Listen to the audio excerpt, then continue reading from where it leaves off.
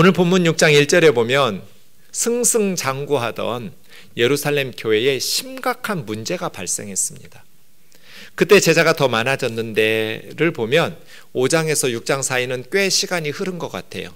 점점 예루살렘 교회의 성도들이 늘어났어요. 제자는 예수님을 믿는 성도들을 제자라고 불렀어요. 크리스찬들이 늘어난 거예요. 그때 헬라파 유대인들이 자기 과부들이 매일매일의 구제에서 소외당한다고 느꼈어요. 헬라파 유대인과 히브리파 사람이라는 표현이 나오는데 이스라엘 사람들도 나라가 멸망한 후에 외국으로 많이 흩어졌어요. 이 사람들을 디아스포라 유대인이라고 불러요. 우리 일제강점기에 조선 사람들이 전 세계로 많이 흩어졌잖아요. 이스라엘 사람들도 그랬는데 그렇게 외국에 흩어져서 거기서 태어나기도 하고 거기서 터전을 잡고 살았던 사람들은 이제 헬라어가 더 익숙하고 헬라 문화가 더 익숙한 사람들이에요. 그런 유대인들이 유월절과 오순절을 지키려고 예루살렘에 왔고 그때 예수님의 복음을 들었고 그렇게 크리스찬이 되었어요. 예수님을 믿고 나서 이제 교회에서 신앙생활을 하고 싶었는지 특히 노년의 과부들이 이제 나의 마지막 생은 고국에서 지내야겠다고 결정하고 머물러서 예루살렘에 거주하며 살았던 것 같아요. 헬라파 유대인들, 헬라어가 더 익숙하고 헬라 문화가 더 익숙했던 흩어졌던 유대인 출신들이에요. 그에 비해서 히브리파 유대인들은 원래 팔레스타인에서 나고 자라서 아람어와 히브리어가 익숙하고 히브리 문화가 더 익숙한 사람들이겠죠. 두 그룹이 교회 안에 있었던 거예요. 그런데 헬라파 크리스찬들이 생각할 때 이것이 사실인지 아닌지는 모르겠어요. 정말 히브리파 사람들에게는 좀 더 관심을 가지면서 잘 대하고 헬라파 과부들에게는 좀 무시하듯 그런 사역을 실제로 했는지 아니면 그런 의도가 없었는데 그렇게 느끼도록 미성숙한 행정적 실수였는지 정확한 것은 알 수가 없지만 헬라파 그리스도인들이 느낄 때 그렇게 느꼈다는 거예요. 가만 보니까 우리 헬라파 과부들은 히브리파 과부들에 비해서 더 소외당하고 무시를 당하고 있네? 홀대받고 있다라고 서운한 거예요. 그래서 히브리파 성도들을 원망했어요. 교회에는 이런 외부의 적, 5장까지는 외부의 적인 박해가 있었어요. 예루살렘 교회에 박해가 있었을 때 똘똘 뭉쳐서 기도하면서 예루살렘 교회는 그 외부의 적을 물리치고 승리했어요. 그런데 이번에는 내부의 적이 발생했어요. 분열이죠. 언제나 외부의 적보다 더 무서운 것이 내부의 분열이죠. 근데 이건 당연한 거예요. 지상에 완전한 교회는 하나도 없어요. 지상에 있는 교회는 다 불완전해요. 천상의 교회는 죄가 없으니 완전하지만 지상의 교회는 죄인들이 모이고 허물과 실수가 많은 우리들이 모여서 교회를 이루는데 어떻게 문제가 발생하지 않겠어요? 지상의 교회에 문제가 발생할 때 그걸 당연하게 여기시면 돼요. 왜요? 완전한 교회는 없으니까요. 그럼요. 문제를 해결하면 되거든요. 그런데 많은 교회가 문제 때문에 이 위기 앞에서 갈라져 싸우기도 하고 나누어지고 무너지기도 해요. 예루살렘 교회가 어떻게 해결했는지 보세요. 12사도가 모든 제자를 불러 우리가 하나님 말씀 제쳐놓고 접대 일삼는 것이 마땅치 아니하니 형제들아 너희 가운데 성령과 지혜가 충만하여 칭찬받는 사람 7을 택해라. 우리가 이 일은 그들에게 맡기고 우리는 기도하는 일과 말씀 사역에 힘써야겠다. 온 교회가 사도들의 말을 기뻐하면서 믿음과 성령이 충만한 7사람을 세웠어요. 스데반, 빌립, 브로고로, 니가노로, 디몬, 바메나. 또 유대교에 입교했던 안디옥 사람 니골라라는 것은 원래 안디옥의 이방인이었는데 예수님 믿기 전에 유대교로 할례받고 개종했었다가 이제 복음을 받아들이고 크리스찬이 된 사람 니골라까지 7명이에요. 그렇게 7명을 세워서 사도들 앞에 세우니 사도들이 기도하고 그들에게 안수하니라 이랬어요. 제가 이 말씀을 묵상하면서 참 특이하게 문제를 해결했다고 생각했어요. 왜냐하면 보통 교회들이 이렇게 해결 안 하거든요. 여러분, 우면동 교회에 이런 원망이 생겼다면 우리는 어떻게 해결할 것 같으세요? 생동파 과부들이 소외당하고 홀대당한다고 뜨인돌파 성도들을 원망하는 거예요. 너희 왜 우리 어렵게 사는 생동 출신의 과부들은 무시하고 홀대하냐? 왜 뜨인돌 출신의 과부들만 더 높이고 귀하게 여기고 그렇게 교회의 자원을 풍성하게 주느냐? 라는 불평과 원망이 생기면 우리 그 문제 어떻게 해결하려고 접근할 것 같으세요?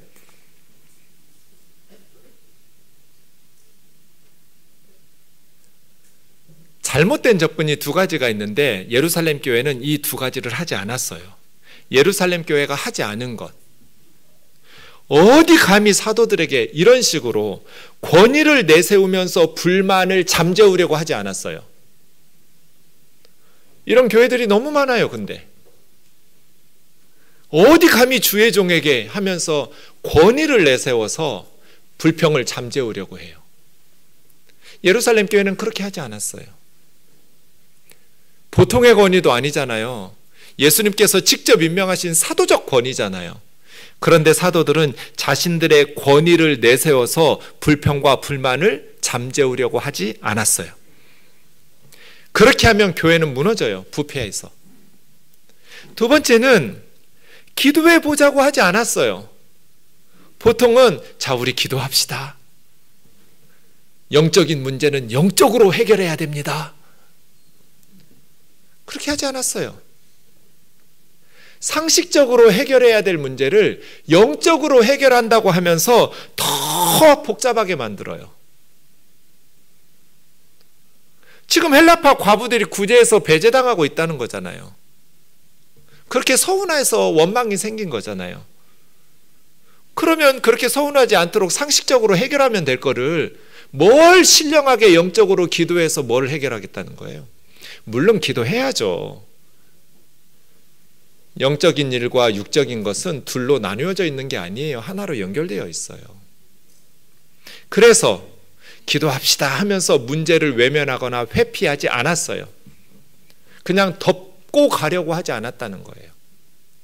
교회는 그 문제를 심각하게 받아들이고 직면했어요.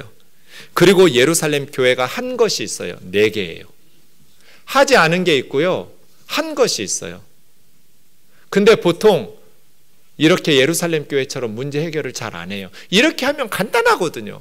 교회는 언제든지 문제가 발생할 수 있고 문제가 발생했으면 해결하면 되거든요. 예루살렘 교회가 어떻게 해결했어요?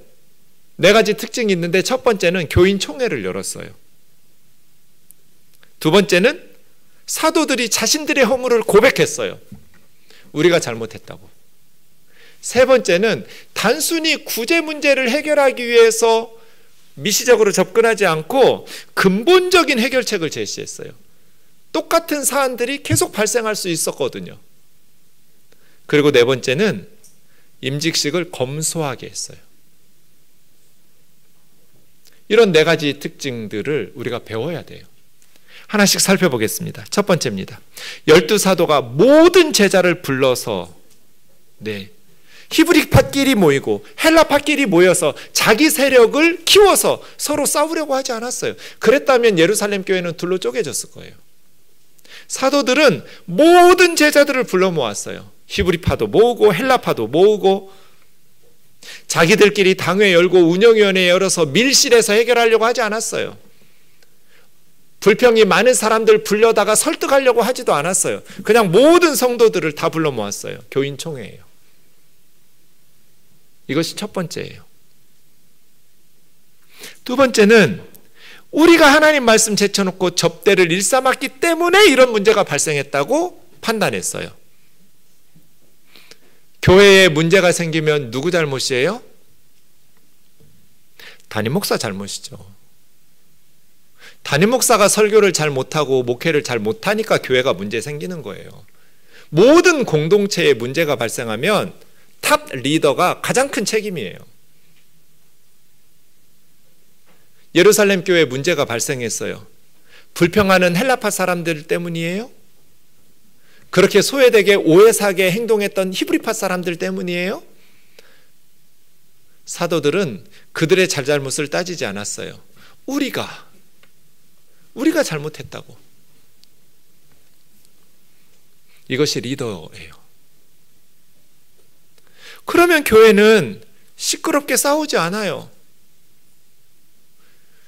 리더들이 자신들이 잘못했다고 회개하는데 공동체 앞에서, 모든 성도들이 모인 앞에서 우리가 잘못했다, 우리가 어리석었고 마땅치 않은 일을 했다, 우리 책임이다, 이러면 성도들은 하나가 돼요.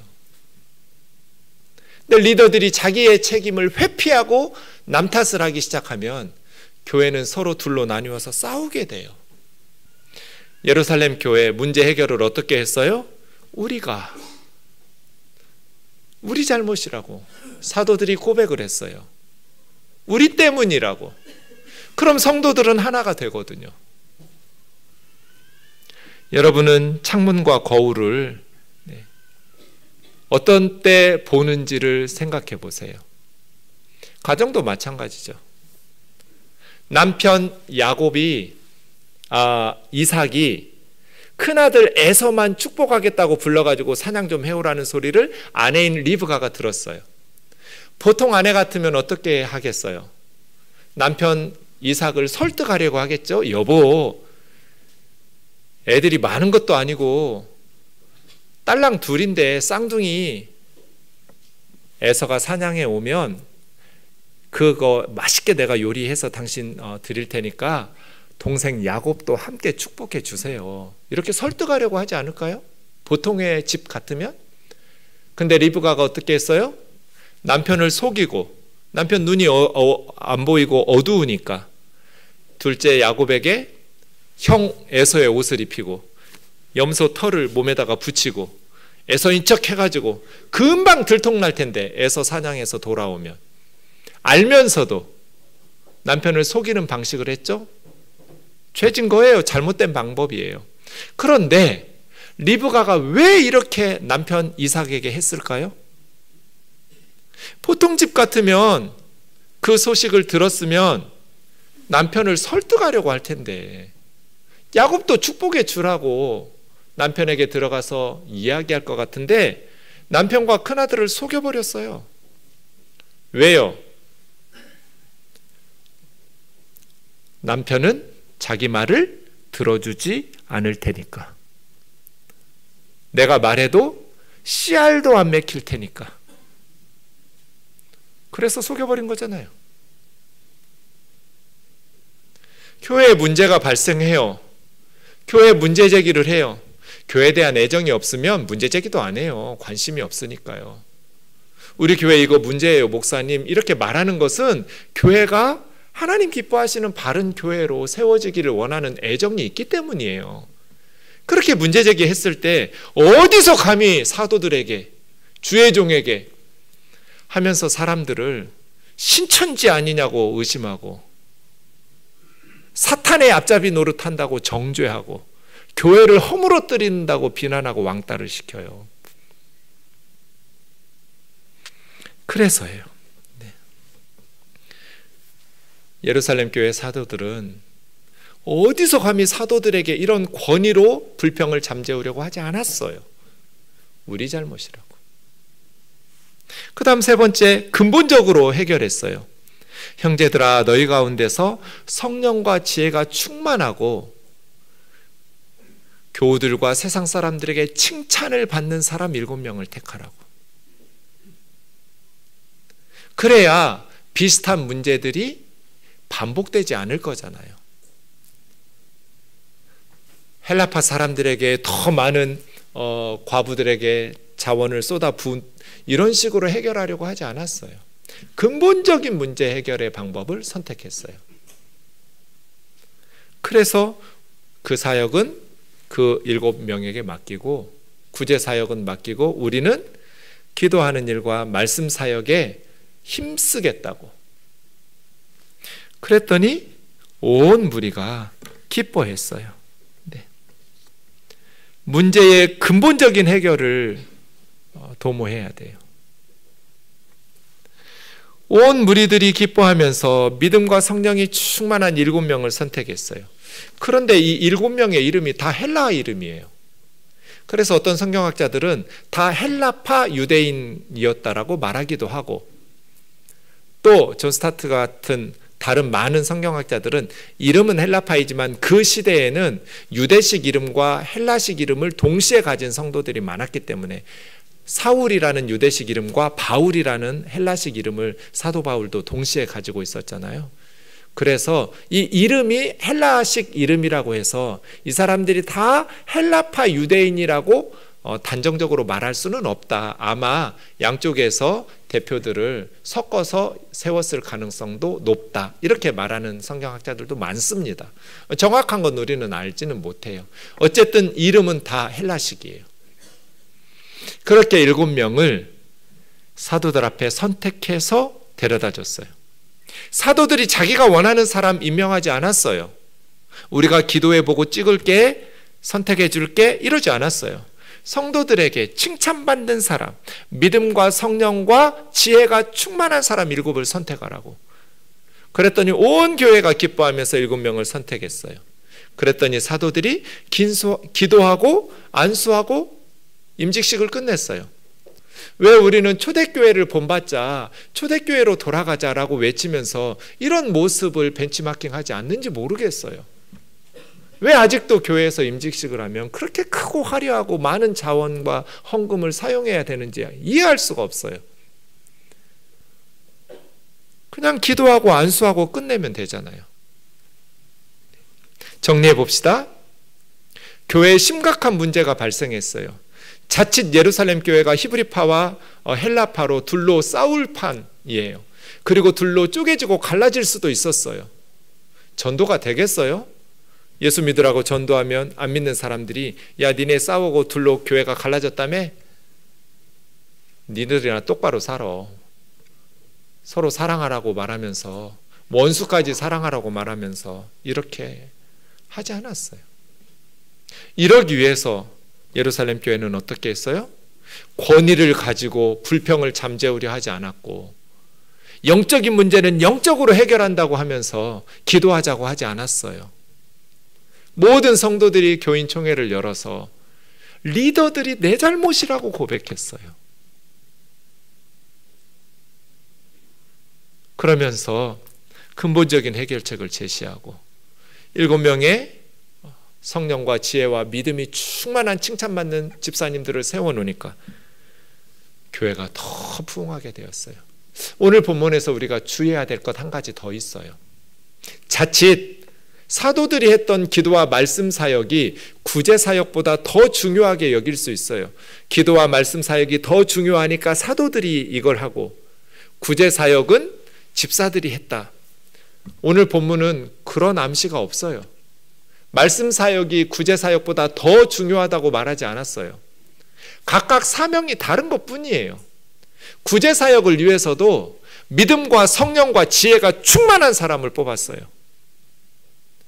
그냥 믿음 없는 사람, 성령 충만하지 못한 사람, 이건 뭐 상식적으로 그냥 정직하기만 하면, 성실하기만 하면 되니까 이렇게 하지 않았어요. 과부들 돕는 일에 믿음이 충만한 사람, 성령이 충만한 사람, 지혜가 충만하면서 사람들에게 칭찬받는 7사람을 선택했어요. 각각의 맡은 사명이 다른 거죠. 어떤 사역이 더 위대하고 어떤 사역은 덜 위대한 사역은 없어요. 교회에서 모든 사역이 다 소중하고 다 하나님 앞에서 충성스럽게 감당하면 되는 것이죠.